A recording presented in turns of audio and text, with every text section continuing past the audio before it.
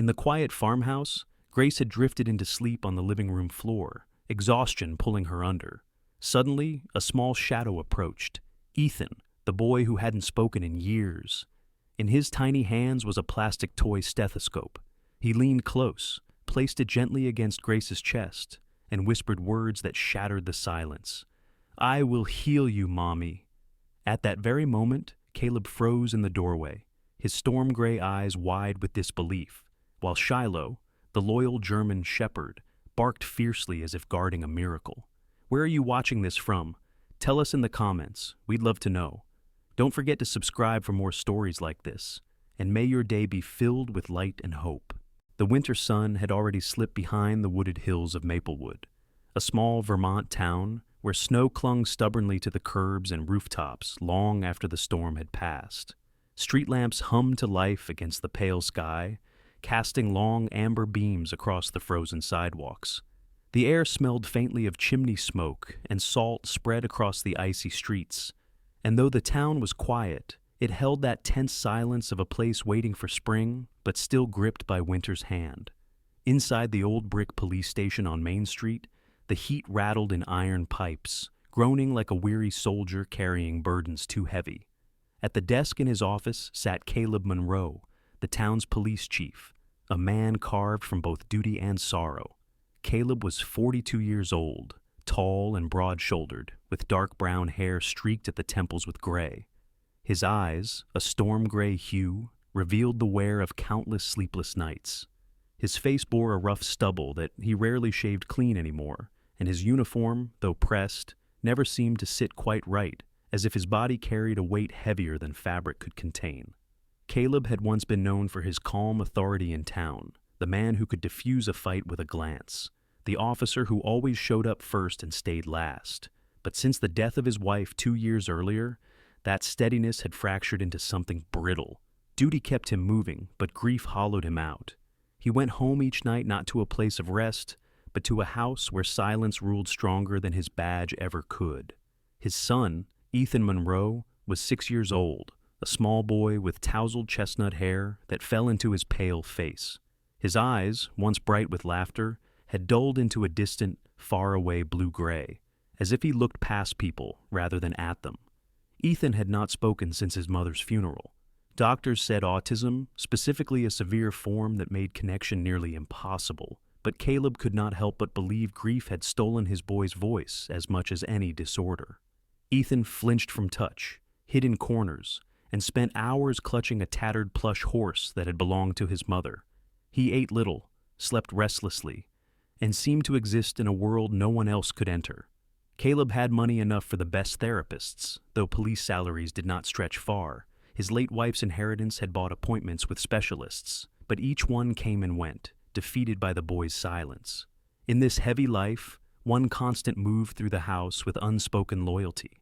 Shiloh, a German shepherd of 6 years, with black and silver fur thick as winter pines. Shiloh had been Caleb's partner when he was still a patrol officer on the night shift, trained in search and rescue, a dog both disciplined and fiercely protective. The dog's amber eyes burned with intelligence, and though he could be intimidating to strangers, with Ethan he became a quiet sentinel, never far from the boys. Sighed. Shiloh slept outside Ethan's door most nights, rising whenever the child stirred, padding silently after him through the dark halls of their old farmhouse. If Ethan crawled beneath a table, Shiloh would curl near the legs. If the boy rocked or muttered, Shiloh would lower his head and wait.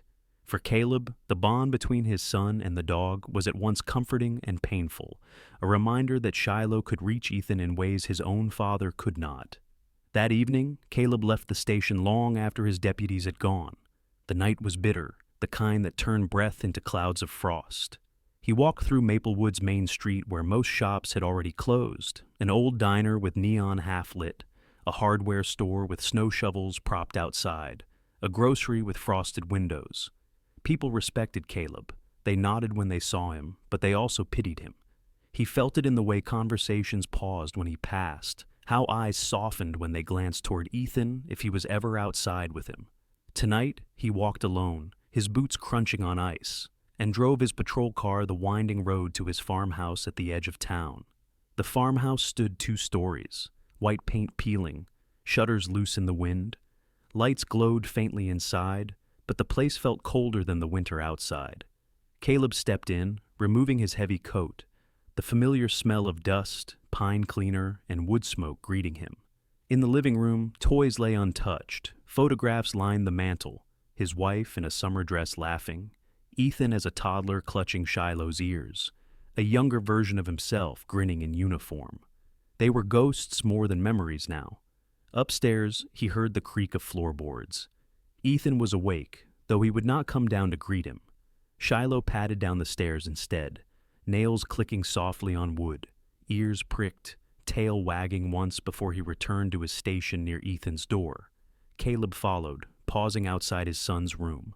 He leaned against the doorframe, listening. Silence. No laughter, no weeping, no words. That silence crushed him more than any cry ever could. Caleb whispered, almost to himself, "Good night, buddy." There was no response. He placed his hand on the door for a long moment, then lowered it and walked away. In his office downstairs, he poured a glass of bourbon, though he rarely drank more than a sip. He sat at his desk, papers scattered, reports of the latest petty theft in town, a missing persons case involving a runaway teenager, and the darker file he couldn't ignore, rumors of a ring exploiting vulnerable children in the neighboring county. The cruelty of it made him grip his glass tighter. He thought of Ethan, how fragile children were, how the world, ruthless as it was, could so easily crush them. Duty pressed on him as both officer and father, but in one role he felt competent. In the other, he felt lost. He pushed the files aside and stared at an old photo of his wife, Anna. She had been tall and slender, with golden hair she wore loose and a laugh that filled rooms. She had been the heart of their home, the bridge between Caleb and Ethan when work pulled him late. Since her accident, since that call that shattered his life, Caleb had been stumbling through fatherhood, never sure if he was holding his son too tightly or not tightly enough. He rubbed a hand over his eyes. The house was quiet, the kind of quiet that reminded him of loss at every corner.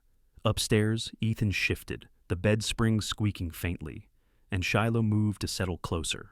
Caleb's chest ached. He wondered if silence was to be the rest of their lives. He turned off the lamp, leaving the office in darkness. Before going upstairs, he checked the locks on the doors, the windows, the habit of a man who trusted safety less with each passing year. He climbed the stairs slowly.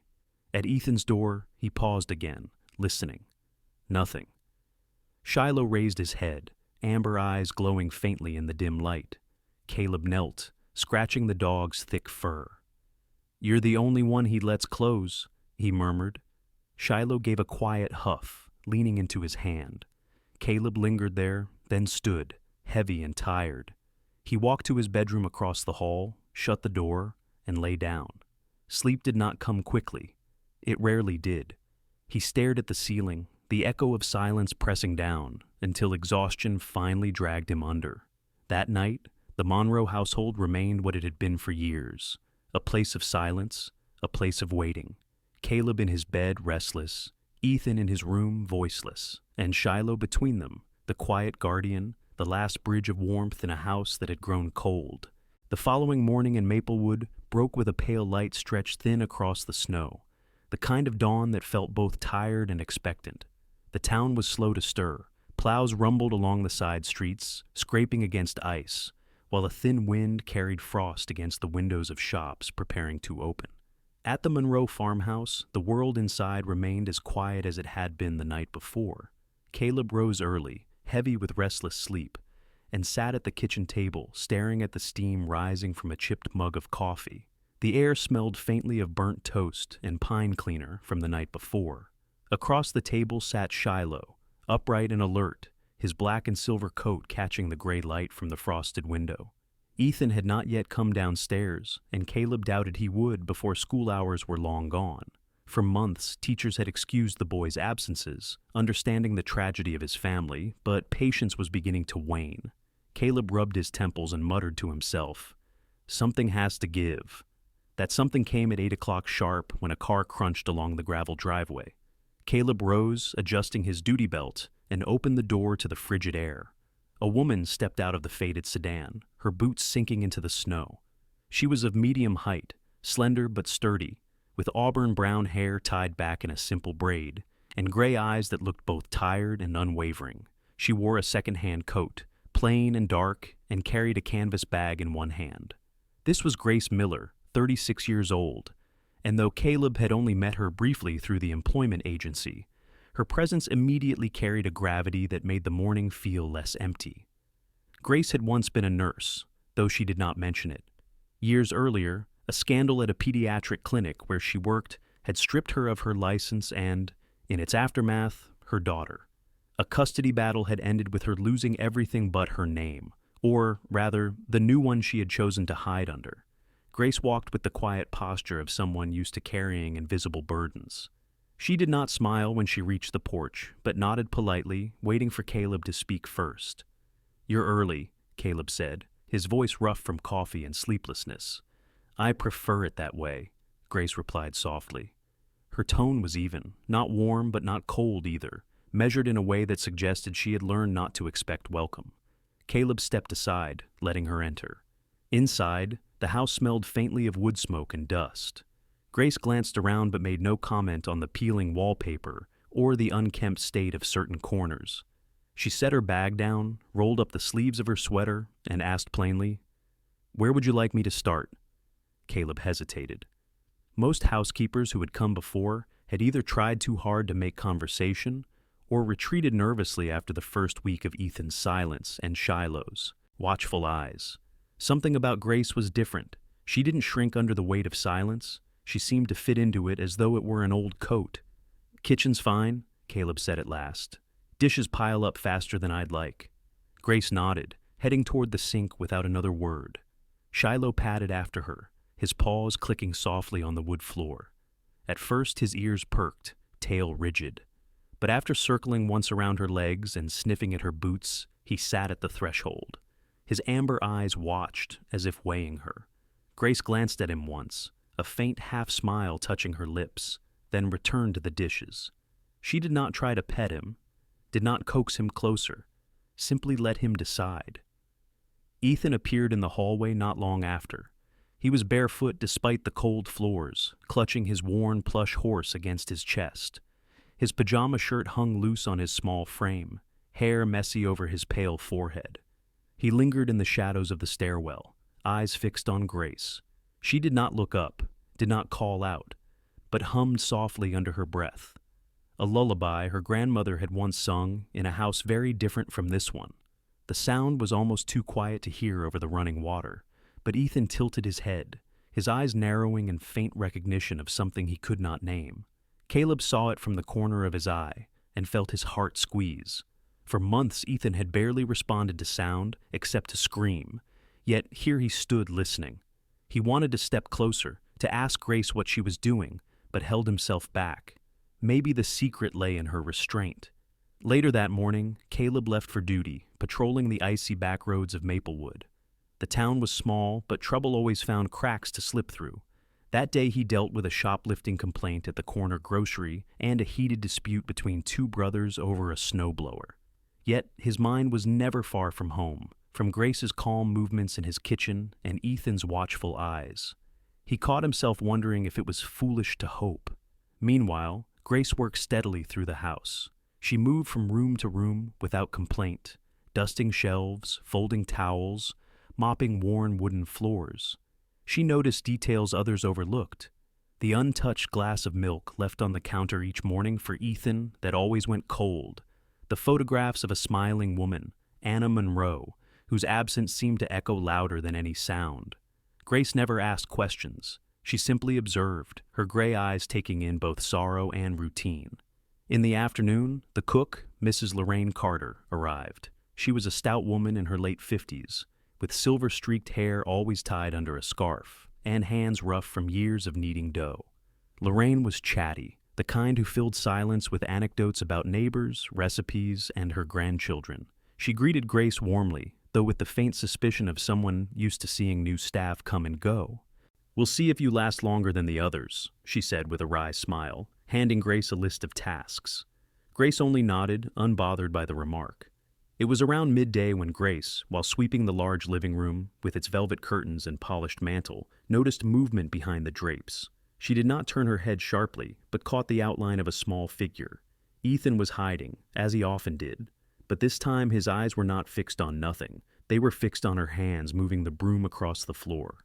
Grace continued humming softly, not directly to him, but to the room itself, a sound that neither demanded nor intruded. Ethan's small fingers rubbed the fabric of his plush horse, and though he made no sound, his breathing slowed. Shiloh lay sprawled near the hearth, head resting on his paws, but his amber eyes flicked between the boy and the woman.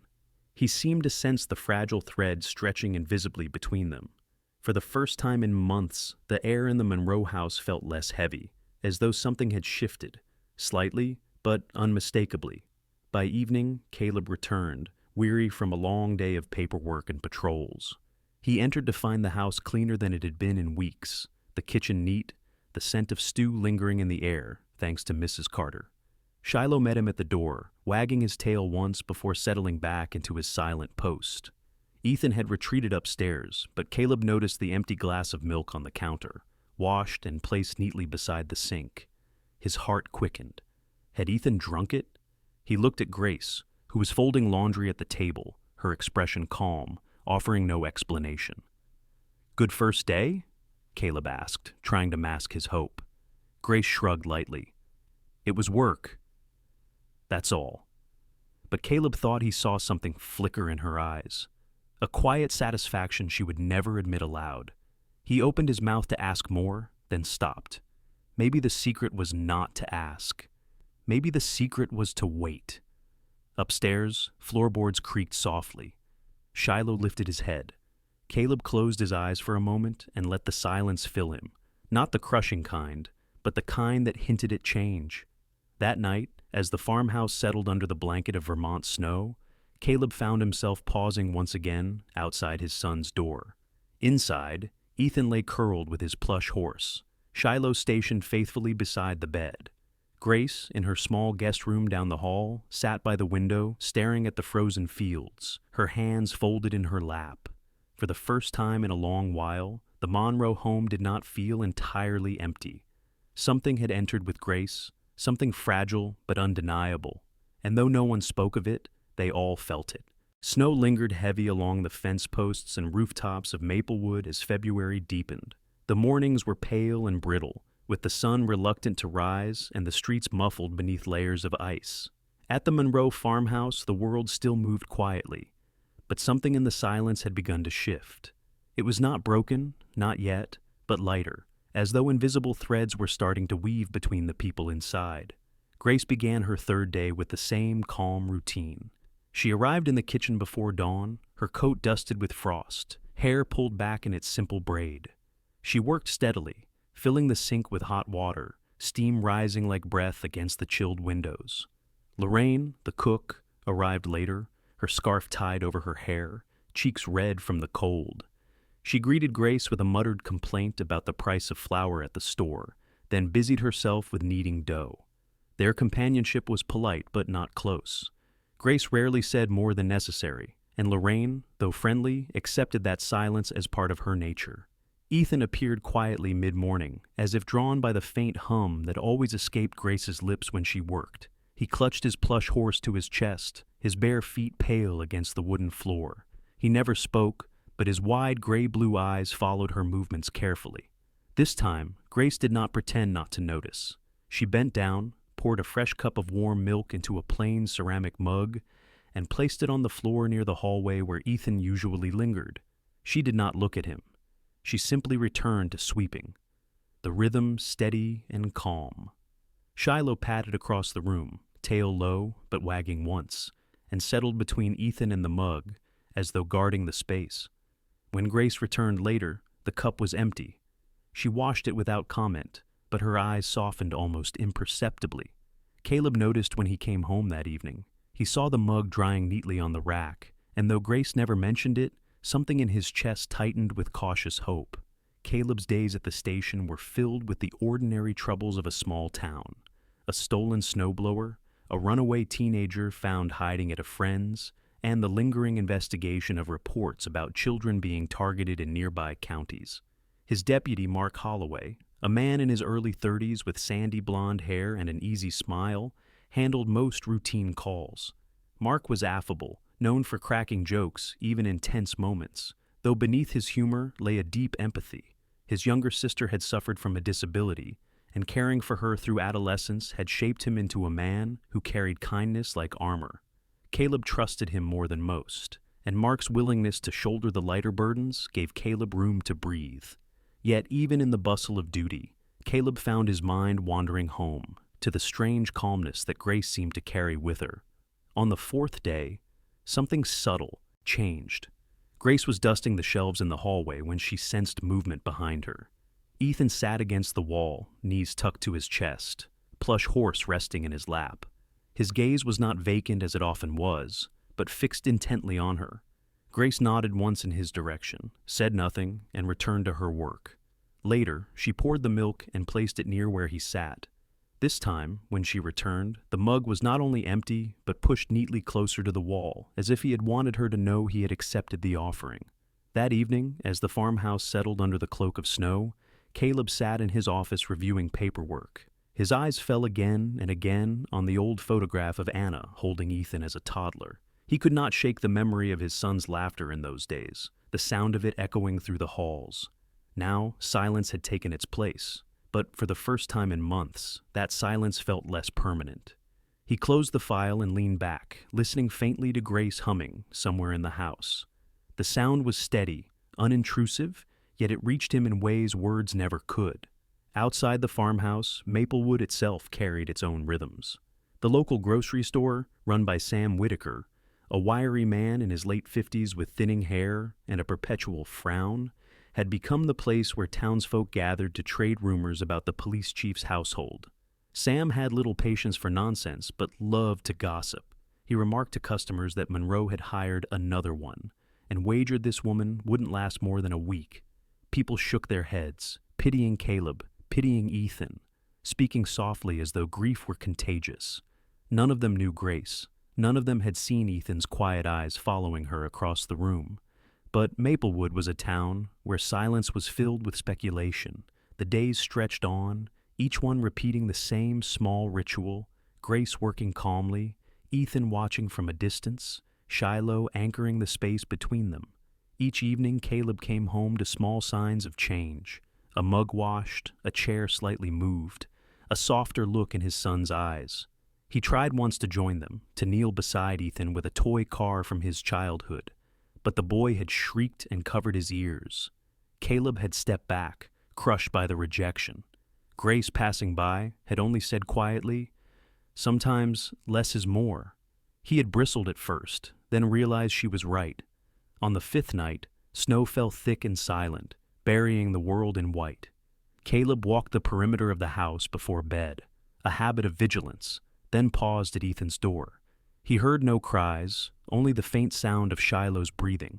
For a moment, he imagined his wife's voice singing lullabies, the way she used to calm Ethan's earliest meltdowns. He pressed his hand to the doorframe, whispering, "We'll find a way back, buddy. I promise." Inside the room, Ethan stirred in his sleep, clutching his plush horse tighter, while Shiloh raised his head and stared at the door as if he had understood every word. The storm that had rolled in over Maplewood lasted well into the night, coating the town in thick drifts of snow. By morning, the roads were nearly impassable, and the world outside the Monroe farmhouse had quieted under a blanket of white. Caleb rose early, pulling on his heavy boots, preparing for the long task of shoveling the path. But his mind was elsewhere. Something had shifted in the house over the past week. The silence, once suffocating, now seemed to hold a fragile heartbeat.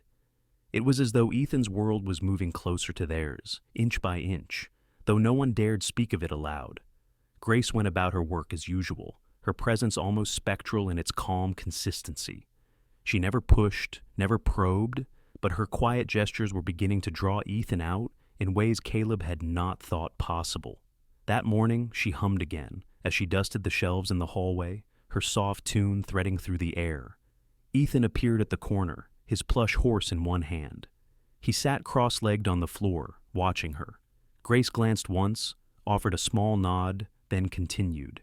Later, she poured a cup of milk and placed it in its usual spot.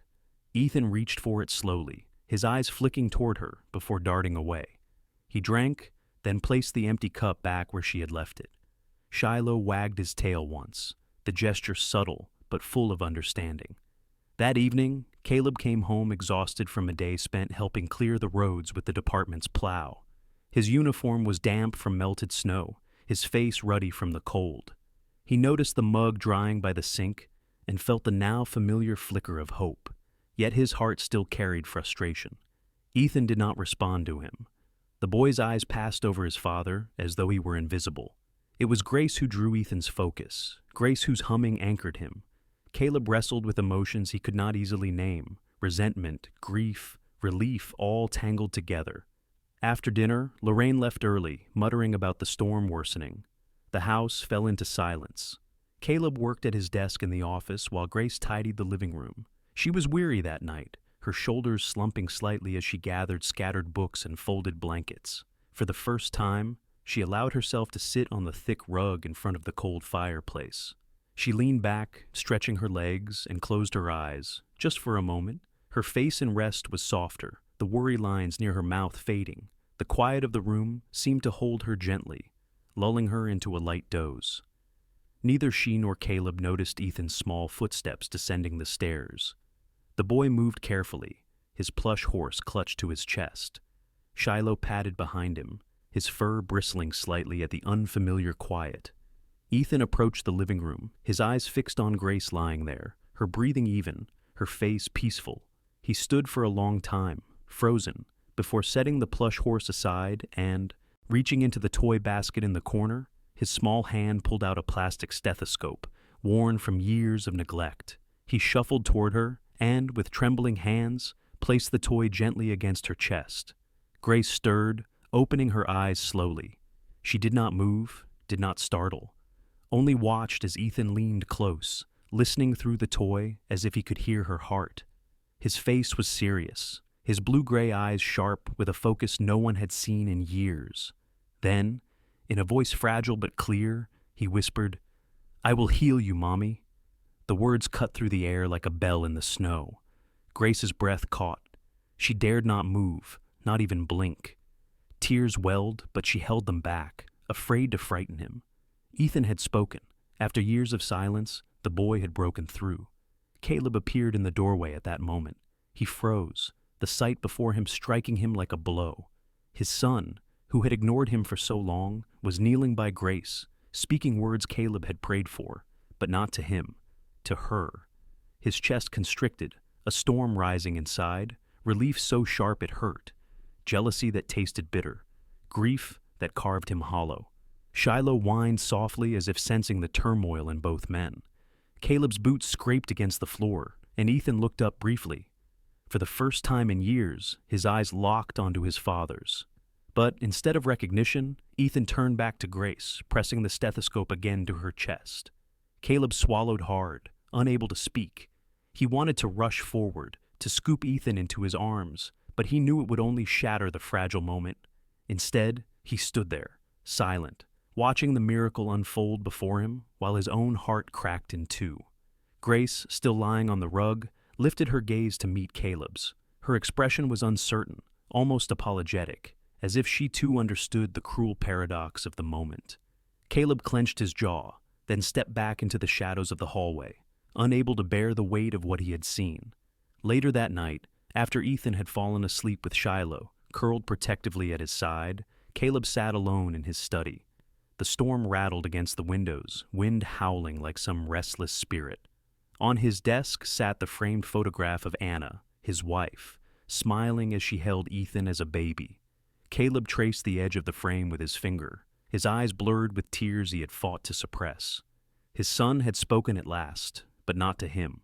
He felt both saved and destroyed. He poured himself a glass of bourbon, but did not drink. His thoughts circled endlessly. Why Grace? Why now? He had hired specialists, therapists, poured money into programs. None had succeeded. And yet, this woman, a stranger with no credentials presented, had stepped into his home and done what no one else could. Was it chance? Fate? Or was he simply inadequate, a father who could not reach his own child? Shiloh padded into the room then, his nails clicking softly against the floor. He sat beside Caleb's chair, amber eyes fixed on him with a steady intensity. Caleb sighed, lowering his hand to scratch behind the shepherd's ears. "You understand him better than I ever will," he whispered. Shiloh leaned into the touch, his body warm and solid, grounding him. At that same hour, in her small guest room, Grace sat at the edge of her bed, staring at her hands. Ethan's words echoed in her mind.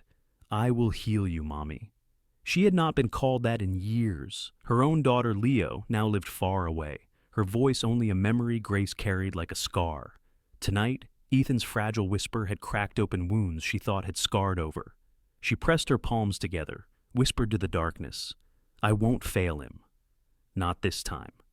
Outside, the storm began to ease, snow falling more gently, as though the night itself understood the weight of what had just begun inside the Monroe home. The morning after Ethan's whisper still clung to the Monroe farmhouse like smoke after a fire. Caleb awoke unrested, his mind replaying the sight of his son kneeling beside Grace, speaking the words he had longed to hear. Downstairs, Grace moved through her chores quietly, the same calm rhythm as before, though her gray eyes carried shadows of the night. Caleb avoided her gaze at breakfast, drinking coffee too quickly, his jaw clenched. Ethan sat at the end of the table with his plush horse, silent again, his eyes drifting toward Grace whenever she moved. By late morning, Caleb was at the police station. He told himself he was burying his mind in paperwork, but in truth, he had pulled out Grace's employment file, a thin packet sent from the agency. It contained little: her current address, a reference from a retired caretaker in another town, and the name Grace Miller. Something about the thinness of it gnawed at him. For years he had vetted officers, suspects, even contractors with meticulous care.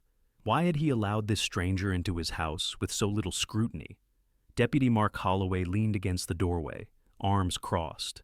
His sandy blonde hair was mussed from pulling off his hat too quickly, and his uniform shirt was rumpled as usual. He had a way of filling a room with easy humor, though today his brow furrowed. "You've been staring at that file for an hour, Chief," he said. "What's got you so tied up?" Caleb closed the folder slowly. "Just making sure I know who I've let into my house." Mark raised an eyebrow. "Grace? She doesn't strike me as the dangerous type. Quiet, steady. Ethan seems calmer when she's around. Isn't that what matters?" Caleb's mouth tightened. "What matters is not being blindsided. People carry pasts that don't show on their faces." Mark hesitated, then nodded. He knew Caleb well enough to leave it there, though unease flickered in his blue eyes. That afternoon, Caleb drove to Burlington on the pretense of official business. In truth, he had arranged to meet Veronica Hale, a woman who had once been a consultant for the department. Veronica was in her late 40s, tall and impeccably dressed in a tailored black coat and gloves that seemed to gleam in the winter light. Her blonde hair, cut in a precise bob, framed a face both striking and severe. She was the kind of woman who carried authority like perfume, filling the air before she spoke.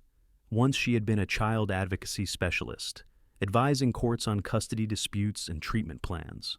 Her reputation was sharp, and her words could sway judges. Caleb had worked with her on a handful of child welfare cases years ago, and had always respected her decisiveness, though he remembered her as someone who believed systems mattered more than emotions. They met in a quiet cafe near the courthouse, the kind of place where officials whispered behind steaming mugs. Veronica removed her gloves, deliberately, eyes narrowing as she listened to Caleb's concern. "You've taken in Grace Miller?" she asked, her voice clipped. "Yes," Caleb replied cautiously. "Why?" Veronica leaned closer, lowering her voice. "That woman is trouble. I testified against her years ago. She formed inappropriate emotional attachments to her patients, ignored protocol, and nearly endangered a child under her care. She lost her license, lost custody of her daughter. She shouldn't be anywhere near vulnerable children." Caleb felt the words strike deep. His storm-gray eyes darkened as he asked, "Are you certain?" "I don't deal in half-certainties," Veronica said, her mouth curving in a tight smile. I warned families before. Some listened, some didn't. Ask yourself, Caleb, do you want to gamble with your son?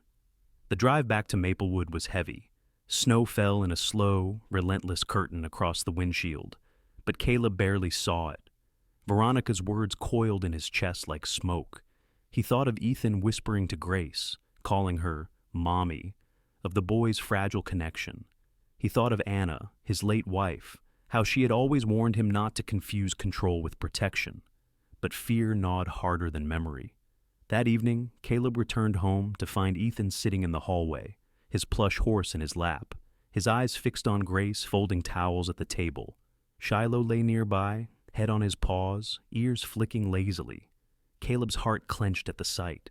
He stepped forward, throat tight. "Grace," he said, his voice rougher than intended. "We need to talk." She turned, her expression calm, though her hands stilled. "Of course." He led her into the laundry room, closing the door behind them. The hum of the dryer filled the silence. Caleb held her gaze, searching for cracks, but her gray eyes remained steady. "Tell me the truth," he said finally. "What's in your past? Why does someone like Veronica Hale call you dangerous?" Grace did not flinch. She set the folded towel aside and clasped her hands together. "Ask Ethan if I'm dangerous." Caleb's jaw tightened. "I'm asking you." Her voice remained calm. "I was a nurse. I worked with children who were considered lost causes. I believed connection mattered more than charts. Veronica believed otherwise. When a case went wrong, she buried me. I lost everything. My license, my daughter, my name." The words were spoken without bitterness, but they hung heavy in the room. Caleb wanted to believe her, wanted to trust the quiet strength in her voice, but the image of Veronica's sharp eyes, her unyielding tone, gnawed at him. "I can't take risks," he said at last. His words cut like ice. "You need to leave."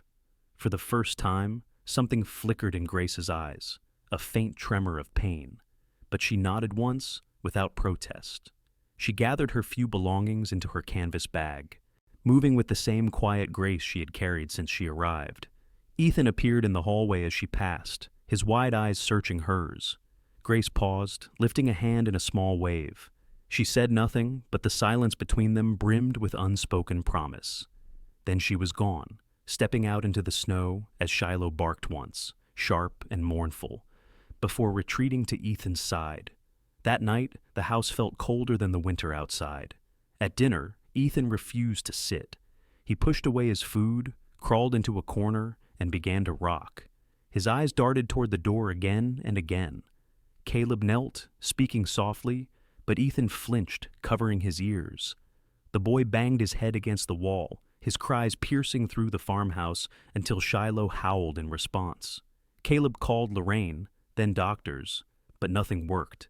Hours passed, Ethan screaming until his voice grew raw. Caleb sat helpless on the floor, head in his hands, listening to his son unravel. His chest burned with regret. He had thought he was protecting Ethan. Instead, he had torn away the only thread that had begun to reach him. Snow melted slowly along the edges of Maplewood's roads, turning to dirty slush beneath car tires. Though winter still held the town tightly, the days were lengthening, carrying faint promises of spring. At the Monroe farmhouse, however, the atmosphere grew darker by the day. Since Grace's departure, the fragile thread that had held Ethan together had unraveled. His silence was no longer calm, but fractured, filled with violent outbursts that left bruises on his small forehead and scratches on the walls. Caleb had not slept properly in days. His face looked more hollow, his eyes bloodshot from long nights of pacing outside Ethan's room. He had called in therapists, pleaded for urgent appointments, even tried medications suggested over the phone, but nothing worked. Shiloh, loyal and unyielding, stayed pressed close to Ethan during his fits, whining low, nudging him away from walls when the boy banged his head. The shepherd's black and silver fur was often damp with Ethan's tears, his amber eyes glistening with worry. Caleb envied the dog's ability to stay near when he himself was pushed away.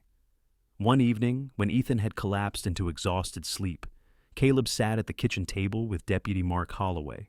The younger man had stopped by after his shift, concern etched across his usually cheerful face. He set his hat down, raked a hand through his messy blonde hair, and leaned forward. "You look like hell, Chief," Mark said gently.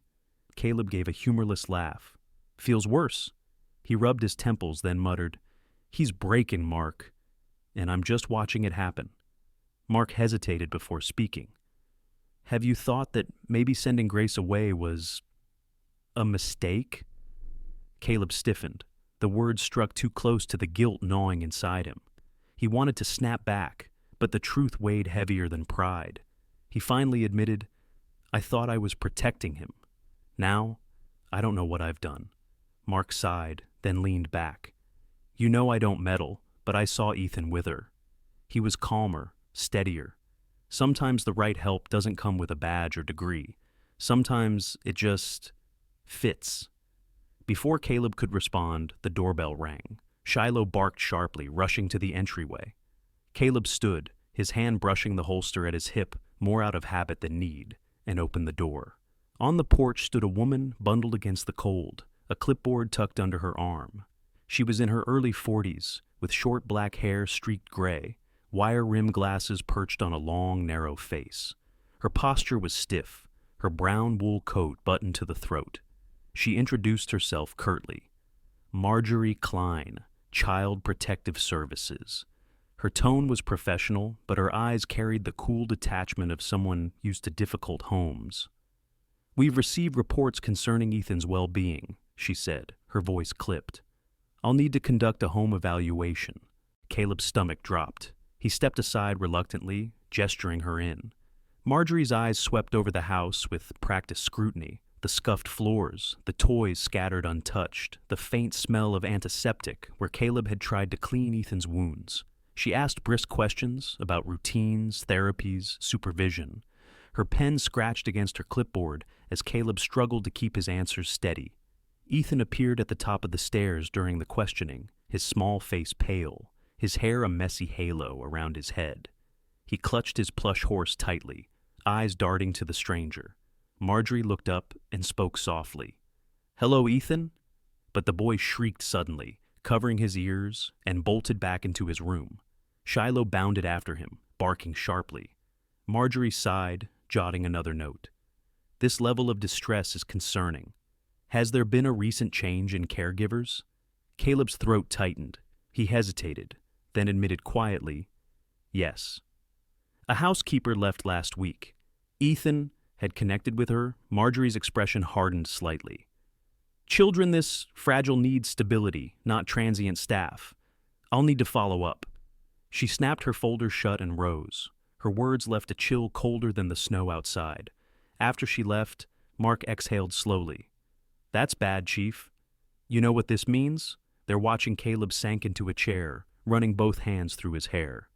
"I've fought criminals, gang leaders, drug traffickers. But this, I don't know how to fight this." The next days blurred together. Ethan refused food, surviving on small sips of water, coaxed by Shiloh's presence. He screamed for hours, then sat in eerie silence, rocking. Caleb carried him to doctors who offered only weary advice: time, patience, adjustments in medication. None of it touched the real wound.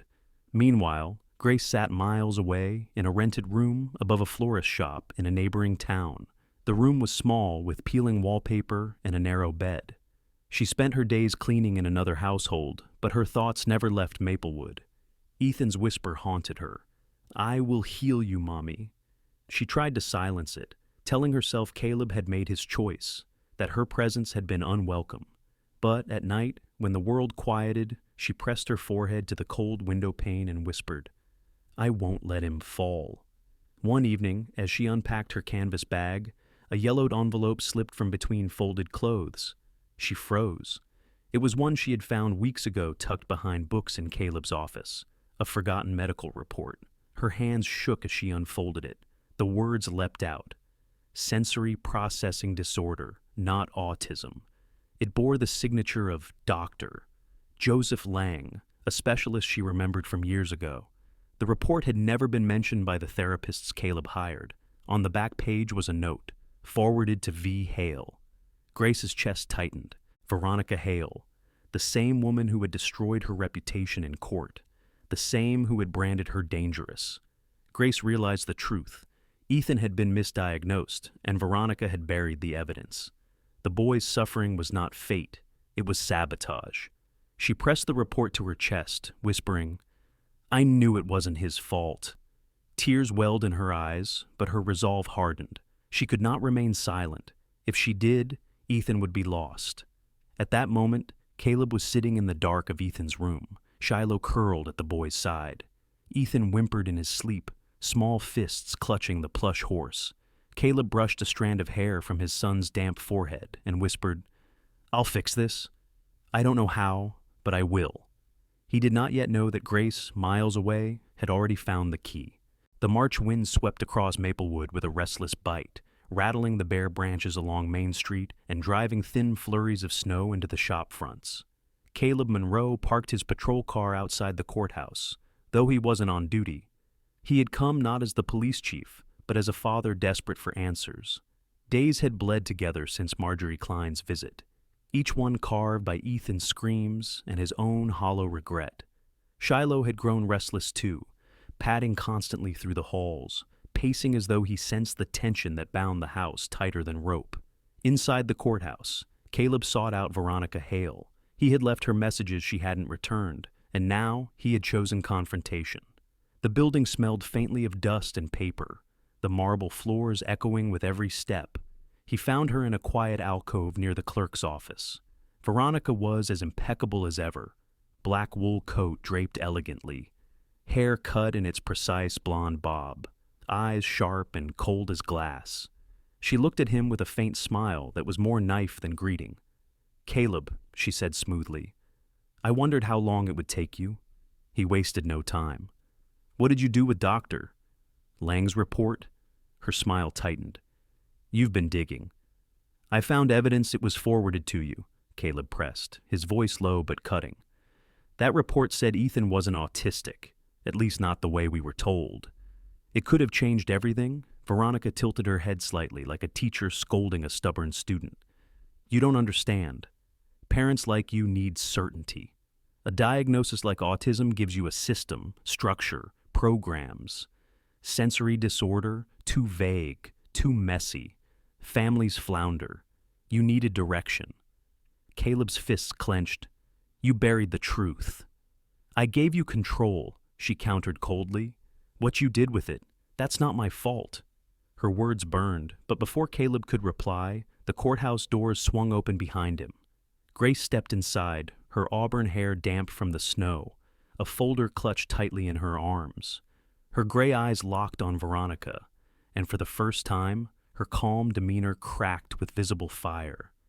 "You destroyed him," Grace said, her voice steady but trembling at the edges. "You destroyed Ethan before he even had a chance." Veronica's gaze shifted to her, icy disdain sharpening. "You," she hissed. "You shouldn't even be here. You've already lost your license, your child, your credibility. You don't get to lecture me." But Grace didn't falter. She opened the folder and pulled out copies of Dr. Lang's report, her fingers steady now. "I have the truth, and this time, you won't bury it." Caleb's breath caught. He hadn't known Grace had kept the original report. Relief mingled with shame. She had been holding the proof all along. Before Veronica could respond, another voice cut in. "What's going on here?" It was Judge Raymond Whitfield, a man in his late 50s with thinning silver hair and a weary face marked by deep lines from decades on the bench. He was tall, broad-shouldered, and carried himself with a quiet authority. Though not in session, he had paused in the hallway, curious. His brown eyes swept over the three of them, sharp but cautious. Grace turned toward him, her voice firm. "Your Honor, I have evidence of deliberate suppression of a medical report that has harmed a child under the care of Caleb Monroe." Veronica's composure flickered, but she quickly smoothed it over. "Don't indulge this woman's fantasies, Judge. She's a disgraced nurse with a history of instability." Whitfield studied her coldly, then looked at Grace. "Bring this to my chambers tomorrow morning. If what you say holds weight, it will be reviewed." With that, he strode away, leaving tension behind like smoke after a gunshot. Veronica's smile had vanished, her eyes hard as stone. She gathered her coat around her and brushed past them, muttering, "You'll regret this." Silence hung after she left. Caleb turned to Grace, his storm gray eyes full of conflict. "Why didn't you tell me sooner?" Grace clutched the folder to her chest. "Because you wouldn't have believed me." Her voice was quiet, but true. Back at the farmhouse that night, Ethan sat curled in the corner of his room, rocking slightly. Shiloh pressed against him like a shield. Caleb entered, kneeling slowly, keeping his voice soft. "She's fighting for you, buddy. She hasn't given up." Ethan didn't answer, but his rocking slowed, his small fingers twining into Shiloh's fur. Meanwhile, Grace stayed in her rented room, staring out at the town lights flickering in the snowy night. Her heart ached for Ethan, for the boy who had whispered, "I will heal you, Mommy." She knew tomorrow would bring confrontation in court, but for the first time since losing everything, she felt steady. She had truth in her hands. The morning sun over Maplewood was thin and watery, filtering through a sky the color of tarnished silver. Caleb Monroe dressed in his best uniform, the navy coat brushed clean, badge gleaming. He had worn it countless times in court as a witness or officer of law, but never had the fabric felt so heavy. Today he stood not only as a police chief, but as a father. Shiloh paced at his heels restlessly, sensing the tension in his master's every movement. The shepherd's fur bristled, amber eyes sharp, as though he too understood that this day would decide more than any patrol shift or courtroom testimony. At the courthouse, Grace waited near the entrance. She had chosen a plain gray dress, modest and unadorned, her auburn hair pinned back simply. Her face was pale, but her eyes were steady, carrying the calm determination of someone who had been silenced too long and was ready to speak. Beside her sat a new ally, Dr. Margaret Collins, a therapist in her early 40s who had been working with Ethan in recent months. She was tall and slender, with short curly brown hair and kind hazel eyes that often softened when she spoke to children. Margaret had joined reluctantly at first, wary of being dragged into conflict. But after reading Dr. Lang's buried report and comparing it to her own observations, she agreed. Ethan had been misdiagnosed. Her voice, calm and clinical yet compassionate, could be the anchor Grace needed in court. They entered together, their footsteps echoing in the grand hallway lined with oak benches. The air smelled faintly of floor polish and old paper. Judge Raymond Whitfield sat at the bench when the hearing began, his silver hair catching the light, his eyes sharp behind rectangular glasses. His reputation was for fairness, though he had little patience for theatrics. "We are here to address claims concerning the welfare of Ethan Monroe," he announced, his voice deep and steady. On one side of the courtroom sat Veronica Hale, immaculate in a charcoal suit, her blonde bob gleaming under the lights, her lips pressed in a confident smile, as though she were certain the day would bend to her will. A well-dressed attorney at her side whispered occasionally, but she seemed hardly to need him. Veronica thrived in rooms like this, where reputations could be bent and truths reshaped. On the other side sat Grace, Caleb, Dr. Collins, and their attorney, a man named Daniel Prescott, mid-50s, with salt and pepper hair and a measured, cautious manner. Daniel was known for his meticulous preparation rather than fiery speeches. He adjusted his glasses often and spoke in low tones, but his presence carried quiet authority. The first hours dragged with procedural matters.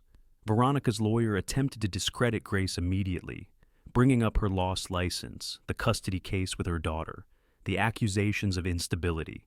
Grace sat still, her hands clasped in her lap, refusing to flinch though each word reopened. Old wounds. Caleb's storm-gray eyes blazed, but he remained silent, knowing anger would only feed Veronica's narrative. Then came Grace's turn. Daniel rose, voice calm but firm, and handed copies of Dr. Lang's original report to the judge. Gasps rippled through the small audience of townsfolk and reporters who had trickled in.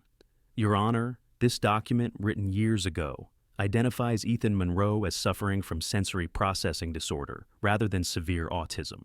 It was forwarded to Miss Veronica Hale, but never shared with the family. Instead, Ethan was placed on treatment plans that did not match his condition." Judge Whitfield's brow furrowed. "Miss Hale, do you deny receiving this report?" Veronica's smile didn't waver. I receive hundreds of reports. Not all are relevant. Some diagnoses are speculative. I advise the family on what I believe best for the child. Dr. Collins stood next. Her voice was steady, almost soothing. Your Honor, as Ethan's current therapist, I can confirm that his behaviors align far more closely with sensory processing difficulties than with autism. This report matches my professional findings. Had this diagnosis been recognized earlier, much of his suffering could have been mitigated. For the first time, Veronica's smile faltered. Her eyes narrowed, flicking to Caleb, then to Grace, calculating. The proceedings stretched into the afternoon. Witnesses spoke. A former nurse, Helen Porter, in her late 50s with graying hair pulled into a bun, who testified how Veronica had pressured staff to edit evaluations to fit autism diagnoses because it brought more funding. Helen's voice shook at first, but as she spoke of children misdiagnosed, her tone grew firmer. We were told to make the parents believe it was permanent, she said, her hands trembling, so they'd spend more. I couldn't do it anymore. That's why I left reporters scribbled furiously in the gallery. Caleb felt a surge of grim vindication, though the weight of guilt for believing Veronica so long pressed heavier. At one point, Daniel presented an audio recording Grace had kept hidden for years. Veronica's voice, sharp and venomous, warning Grace, "You speak, and I'll ruin you again." The room froze. The judge replayed it, his face hardening. Veronica's lawyer objected, tried to claim it was taken out of context, but the damage was done. During a recess, Caleb stepped outside onto the courthouse steps. The cold air hit his lungs like glass. He leaned against the railing, his uniform stiff, Shiloh pressing against his leg for comfort. Grace joined him, her dress coat pulled tight around her. For a moment, they stood in silence, watching townsfolk whisper and point. Caleb finally said, "I should have trusted you. I should have seen it sooner." Grace shook her head softly. "You were grieving. Fear makes us blind. What matters is Ethan. We fight for him." Now, when court resumed, Judge Whitfield spoke sternly. "This court will not tolerate manipulation of medical records for personal or financial gain. These allegations are grave. Miss Hale, you will face further investigation." Veronica's jaw tightened, her carefully constructed composure cracking. She glared at Grace with open malice, but for the first time, she looked cornered. As the gavel struck to adjourn for the day, Caleb felt something shift. It was not victory yet, but the walls Veronica had built were cracking. Grace stood taller, her hand steady on the folder of evidence, and for the first time in years, Caleb felt not alone in his fight. That night, back at the farmhouse, Ethan lay in bed, Shiloh curled against him. He stirred slightly, whispering a single word into the dog's fur. "Mommy." Caleb, standing quietly in the doorway, let the tears fall unchecked. He knew tomorrow the battle would continue, but for now, hope had found its way into their home again. The snow that had gripped Maplewood for months had finally begun to recede, leaving the fields muddy and the trees damp with early buds. On the morning of the final hearing, Caleb Monroe drove toward the courthouse with a knot in his chest. His navy coat was buttoned to the throat, his badge polished, but his mind was restless. Beside him in the back seat, Ethan sat quietly with Shiloh pressed against his leg. The boy's plush horse lay across his lap, and his wide eyes darted now and then to Grace, who sat beside him, steady as stone. She wore a simple dark blue dress, her auburn hair neatly tied back, her gray eyes clear despite the tension of what was to come. The courthouse was busier than before. Reporters lined the steps, cameras flashing, their voices a jumble of questions Caleb ignored. He carried Ethan in his arms through the throng, the boy clinging tight, his small body trembling. Shiloh trotted at their side, amber eyes flashing protectively. Inside, the air was thick with anticipation. Townsfolk had come in greater numbers now, curious to see the fall of Veronica Hale, once admired as an unshakable authority.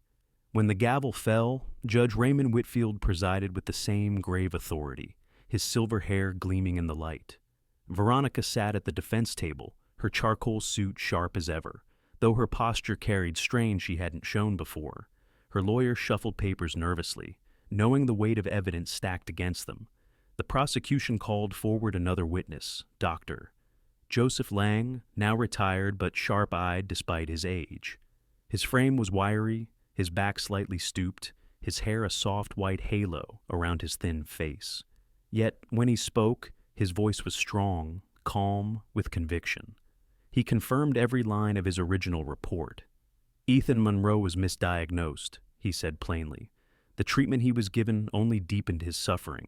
My recommendations were ignored, deliberately, and forwarded to Ms. Hale. That act cannot be dismissed as oversight. It was sabotage. His words cut the air like glass. Veronica's face tightened, the cracks in her composure spreading. She leaned to whisper furiously to her lawyer, but the whispers only looked like desperation to the audience. Then came Caleb's turn. He rose slowly, his storm gray eyes steady despite the weight pressing on him. He wore no weapons today, only his uniform, and when he spoke, his voice carried not the authority of a police chief, but the raw honesty of a father. For years, I thought my son was lost. I trusted experts, I trusted the systems built to guide us, but I didn't trust him, and I didn't trust the one person who saw him, Grace. His voice broke slightly, but he pressed on. Ethan didn't need fixing. He needed to be believed, and because of a buried report, he suffered in silence. That silence ends today. The courtroom was still when he sat down. Grace reached over, her hand brushing his. 4. The briefest moment, enough to remind him he wasn't fighting alone. Finally, Grace herself was called. She rose, her dark blue dress plain, her voice soft but unwavering. She told her story, how she had lost her license, her daughter, her name, how Veronica had broken her once before. But then she spoke of Ethan, of the night he pressed the toy stethoscope to her chest and whispered words no one thought he could say. I didn't heal him, she said, tears brimming, but not falling. He healed me, and I will not let him be silenced again. The gallery sat in hushed awe. Even Judge Whitfield removed his glasses for a moment, rubbing the bridge of his nose, his face tightening. When the time came for the verdict, the room braced. Whitfield's voice was clear and unwavering. The court finds Ms. Veronica Hale guilty of professional misconduct and deliberate suppression of medical evidence. Further charges of fraud and obstruction will proceed to higher court. The gavel struck. The sound echoed like thunder through the room. Reporters exploded into whispers and scribbles. Veronica sat frozen, her face pale beneath her makeup. The carefully constructed empire she had built, crumbling in the space of a sentence. She stood abruptly, her chair scraping, but the bailiff's hand on her shoulder pressed her back down. For the first time, she looked small. Caleb exhaled shakily, the tension in his chest breaking. He turned to Grace, whose eyes glistened as she clutched the folder of documents. Ethan, seated with Shiloh at his feet, pressed his plush horse tight and looked between them. Then, as if sensing the moment, he rose from his seat. The room fell silent as the small boy walked toward the bench. He looked up at Judge Whitfield, then turned to the gallery. His voice, faint but clear, broke the silence. "This is my mommy," he whispered, pointing at Grace. Then, after a pause, he added, "And Daddy, too." Grace gasped softly, covering her mouth, while Caleb's vision blurred with tears he no longer tried to hide. Shiloh barked once, sharp and triumphant, as though sealing the boy's words with his own vow. The gallery erupted in applause, some weeping openly. For once, the story wasn't about scandal or fraud, but about a boy who had found his voice. In the days that followed, the farmhouse slowly transformed. The rooms once filled with silence and echoes of despair now carried laughter, humming, the sounds of life returning. Ethan no longer rocked alone in the corners. He sat with Grace at the kitchen table, sometimes humming with her, sometimes simply laying his head against Shiloh's thick fur. Caleb, too, found his place again, not as the rescuer, not as the authority, but as the father who had learned to listen. Dr. Collins continued her work with Ethan, now with new strategies tailored to his sensory needs. She visited the house weekly, her kind hazel eyes always lighting when Ethan met them. "Progress will be slow," she reminded them gently, "but it will come."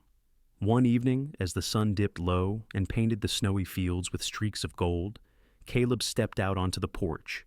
Grace stood beside him, her coat wrapped tight, her breath curling into the cold air. Ethan played in the yard with Shiloh, throwing a small ball clumsily while the shepherd bounded after it, his black and silver coat shining in the fading light. For a long moment, they watched in silence, their shoulders almost brushing. Caleb spoke quietly. "I don't know what tomorrow brings, but I know I don't want to face it without you here." Grace turned, her gray eyes soft, full of both weariness and hope. She didn't answer with words, only reached down to squeeze his hand once. It was enough.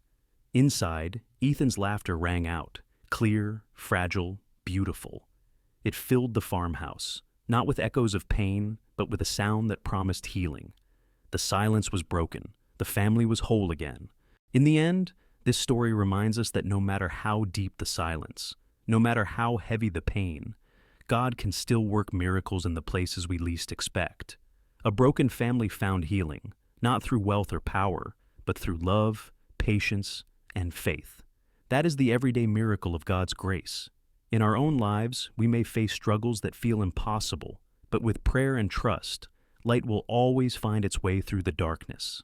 If this story touched your heart, please share it with someone who might need hope today. Leave a comment with your thoughts, and do not forget to subscribe to the channel so we can continue this journey together. And if you believe that God still works miracles, write one word in the comments below. Amen. May the Lord bless you and keep you always.